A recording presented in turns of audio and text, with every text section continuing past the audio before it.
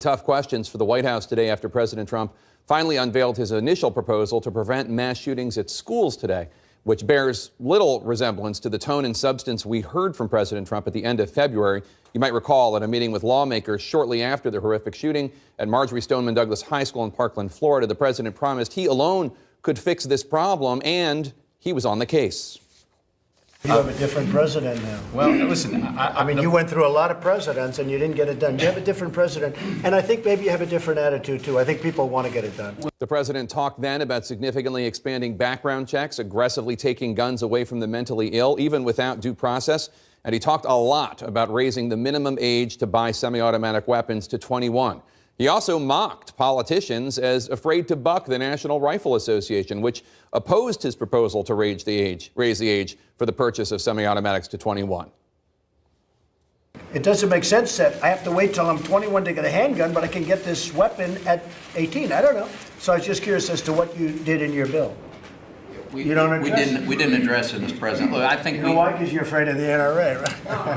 You know why? You're afraid of the NRA, but President Trump's proposal today fell way short of not only his stated goals, but his stated bravado, offering scarcely anything of substance to which the NRA would even remotely object. We should note that this latest fold comes after a string of examples of President Trump following through with his intent to disrupt the usual way things are done in Washington, whether agreeing to meet with North Korean dictator Kim Jong-un.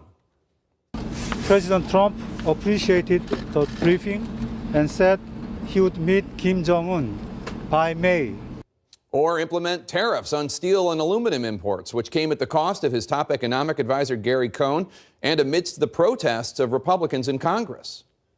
There is a lot of concern among Republican senators that this could sort of metastasize into a larger trade war. But as the president told the Wall Street Journal last year, quote, I do my own policy. I'm my own strategist. I have people that I respect. I have people that I listen to. I have many people. And then I make the decision. And so it was with tariffs.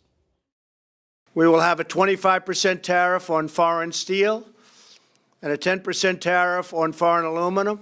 But for some reason, 1 month after 17 people, 14 of them children in a Florida high school, were slaughtered, part of the president's big decision on how to keep America's children safe was the formation of a commission, an announcement that came hours after Mr. Trump at a rally belittled the very notion of that type of cop-out. We can't just keep setting up blue ribbon committees. They meet and they have a meal and they talk. 2 hours later, then they write a report. But such a committee, a blue ribbon commission, is now part of the White House solution to school shootings, along with support for the tamest of background check bills, training and arming willing teachers, and banning bump stocks. The White House today rejected the notion that the very modest proposals the president put out suggest that they are backing off his other aggressive ideas. That the president is pushing forward on things that we know have broad-based support and that we can immediately get done, while at the same time we're looking at the best way forward to push these other things through, whether it's on a state level, whether it's on a federal level. We're looking at the best process forward because the president does have to work within the Constitution. We can't just write things down and make them law. That's one way to look at it. The other way is that the president is willing to buck convention on the issue of tariffs or the issue of North Korea or the issue of basic decorum, but not when it comes to guns. After all, on his suggestion to raise that age limit for the purchase of semi-automatic weapons, the president tweeted today, quote, on 18 to 21 age limits, watching court cases and rulings before acting. States are making this decision. Things are moving rapidly on this, but not much political support, to put it mildly. That is a rather passive analysis that seems quite different from the tone we heard 2 weeks ago about how the president was going to take on this issue and solve the problem. I think it's time that a president stepped up, and we haven't had him, and I'm talking Democrat and Republican presidents. They have not stepped up. Maybe we should appoint a blue ribbon commission to figure out why that is. My political panel is here with me. Caitlin, what's the deal? Why the total back away from what he said he was going to do? Well, you can't ignore the fact that the president has had multiple conversations with several NRA officials, including at the White House in the Oval Office. The NRA obviously rejects the idea of raising the age limit from 18 to 21. So it raises a question of why is it not in here if it's something that the president still stands behind. As Sarah Sanders said today, she said it's not something that the president is backing away from, but why didn't he include it in that proposal? Because she said there wasn't widespread support for it in Congress. There's also not widespread support in Congress for arming teachers at all, but the president still is proposing that idea, and it's actually been the idea he's most consistently proposed. So it raises that question. If he's not raising this, then why is he doing this? And there's not a single thing in everything that the White House proposed that the NRA is against. And the president has said time and time again, don't be scared of the NRA. We might have to fight the NRA. But he's not fighting the NRA on anything, even though he was giving those senators, Manchin and Toomey, grief for not including raising the age limit in their bill. And he not only that, but the background check bill that the president's supporting is not even the Manchin-Toomey bill that was proposed at that table. It's the much milder Cornyn-Murphy bill. How do you see this? What happened? Well, the president is all over the place. And I think we're trapped in this sort of stupid debate about arming teachers because that's where the president wants us to be. There seems to be, a thirst to do something on a red flag system, gun violence restraining orders.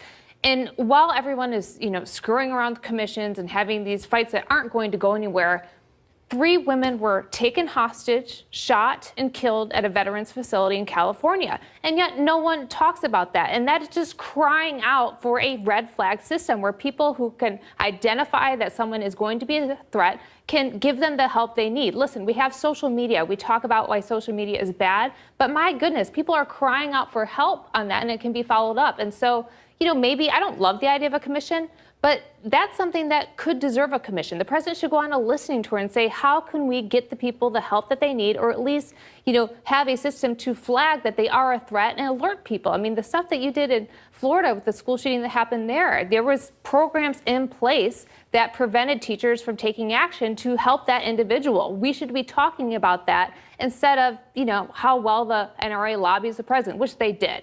Yeah. And Kirsten, one of the things that's interesting, the president said that there wasn't political support, political will for raising the age for the purchase of semi-automatics.